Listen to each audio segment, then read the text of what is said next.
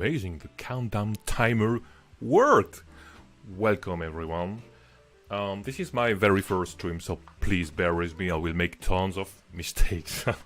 Today, what are we gonna do? We're gonna unbox a few items I have received lately and talk about the side project I'm interested in these days for the Jenkins booth at FOSDEM, the FOSDEM conference, which will take place in Brussels at the beginning of February. So let's get started. As you can already see, maybe I've already cut myself, so that I won't cut myself once again, this time live. Ouch. Okay.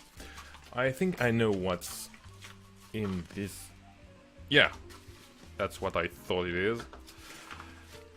So what are these? These are small TFT, small TFT screens.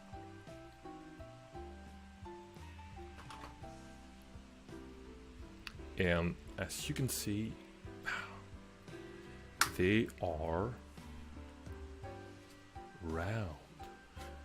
I've been dreaming of these for quite some time, but I had lots of projects to finish before being able to use these ones. So we'll see, but I needed something, a design that would be round enough, or in which I could add something roundish in order to, so that it's not ugly, so we'll see, and I'll show you later on a rough sketch of what I'm thinking of to integrate these screens. So I don't remember exactly if they are SPI or I2C. We'll see. It doesn't really, it's not important, because I think the boards I'm about to use can handle SPI and I2C. Now, something even less exciting, but I need that. Brett Decay does quite a lot of tests on his website with lots of SBCs, and there is a comprehensive test of lots of SD cards, and there are two SD cards which seem to be better than the others in Brett Decay's test, and there's this one. So it's a SanDisk Extreme Pro 128GB, nice one. And I got another one. I didn't expect it to be a good one, because it's, as you will see, Amazon Basics. So nothing fancy. It's a set of two SD cards, micro SD cards, Amazon Basics. There you go. And it's a 64GB version, two of them for about 20 euros. Yeah, that was amazing for me. So I don't know if they are the same that Brett Decay tested, but if they are, that's a bargain. I'm pretty happy with that. So, why am I getting some screens, and why am I getting also some SD cards? Of course, that's for SBCs. One of them have made the review, not the review, the unboxing a few days ago. It was about it's a Friendly Elect NanoPi L5S. So this should be, for me at least, a router and also a Jenkins controller. So it's an Arch 64. So the 128 gigabytes will go into this one. And then what do we have for this project? Yeah, another one at the other end of the spectrum of SPCs. A very small one, which is of the same manufacturer. It's a Friendly Elect NanoPi 2 based on the all-winner H3 sock, which I happen to love a lot. I've got lots of SBCs with that sock, and this one will host a Jenkins controller. No, Jenkins agent. Sorry. So we have a Jenkins controller and an ARM 32-bit ARM v7 Jenkins agent. That's pretty cool. Now, what do we miss?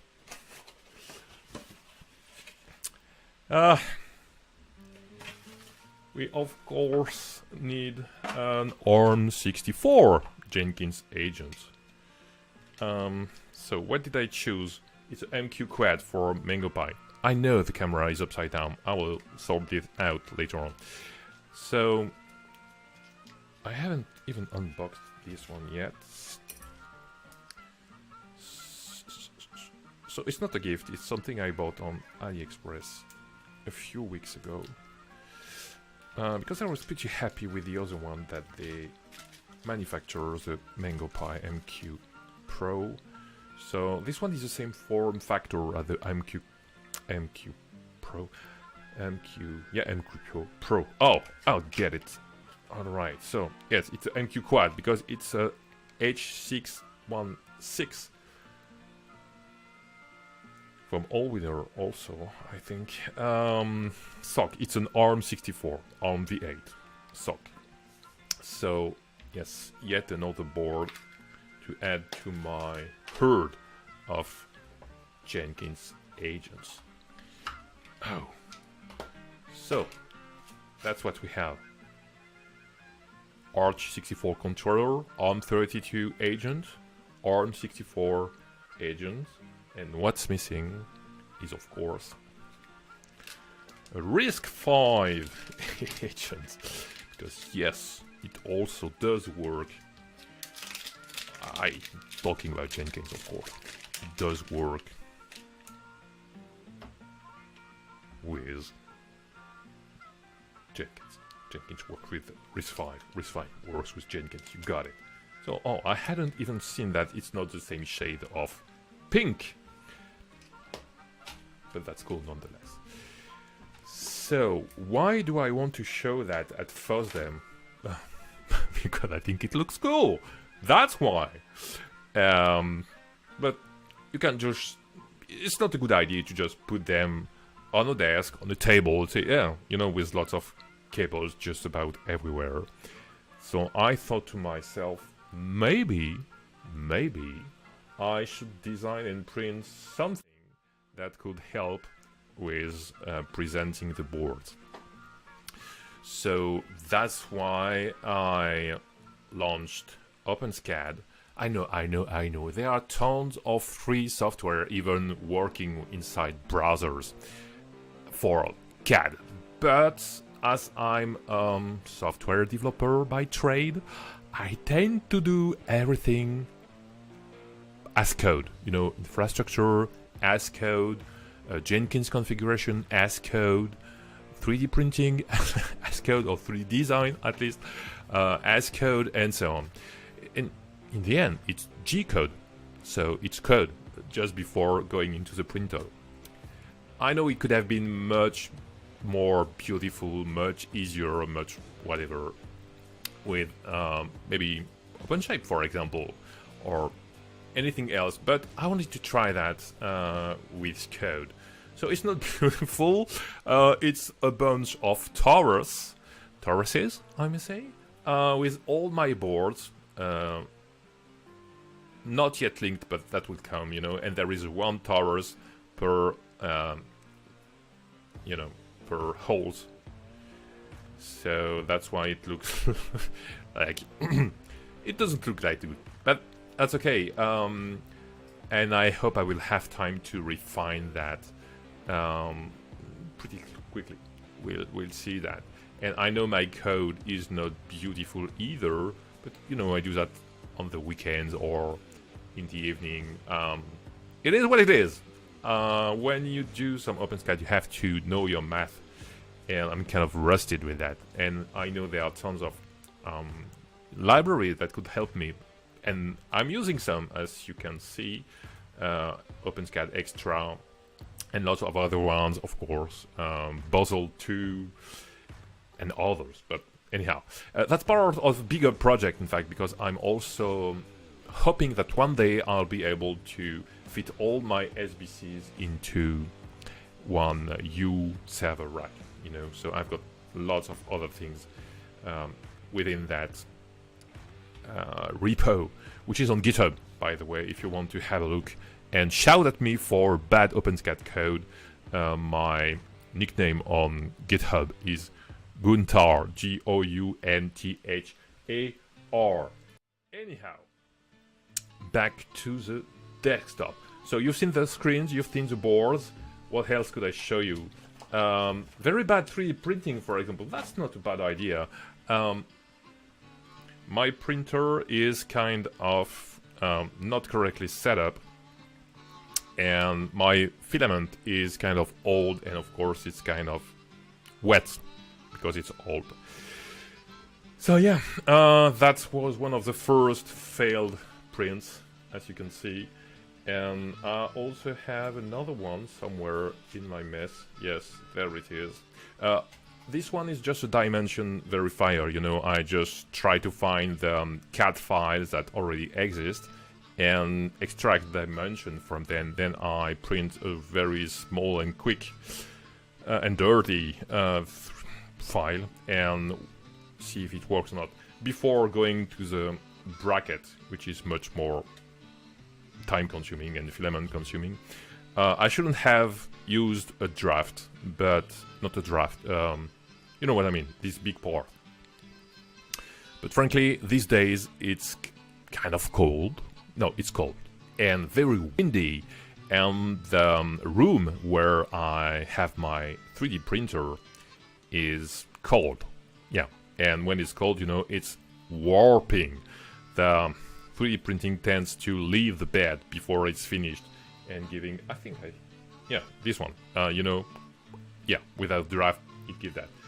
In the summertime with a fresh filament, it doesn't happen. I don't need that, but yeah. So let's clean it up just a little bit. I love the sound of the support leaving.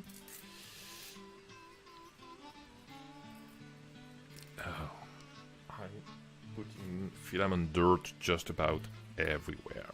Oh, damn it. Okay, thank you to the people who invented the vacuum cleaner.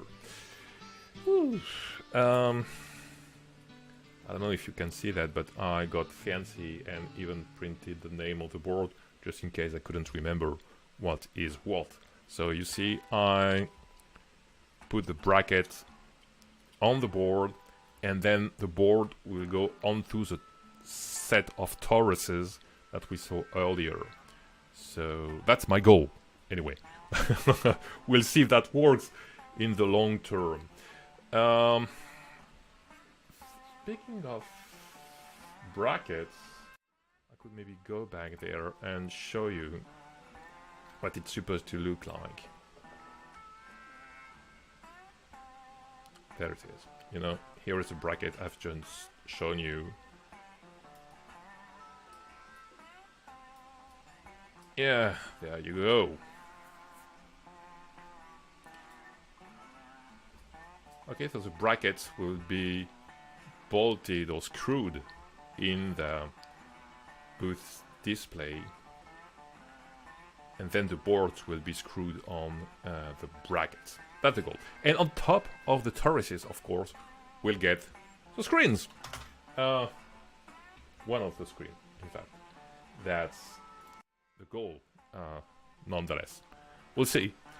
I know the screens are much smaller than the top of the toruses. I know. The kind of cylinder will one of these days, when I'm better at mathematics, become a cone. You know, a rounded cone, some kind of a rounded pyramid with a truncated top so that the screen can fit easily on top of it and not looking very, very, very small and ugly. I think we're done. Thanks a lot for attending the live. It was a joy to have you. And first for me, so I'm pretty happy with that. That will, it takes a lot of time to edit videos, and when doing a live, hey, you don't have to edit. You've done what you've done, and that's it. So, yeah, now can work a little bit longer instead of editing videos. Anyhow, thanks a lot for being here, and see you later. Bye bye.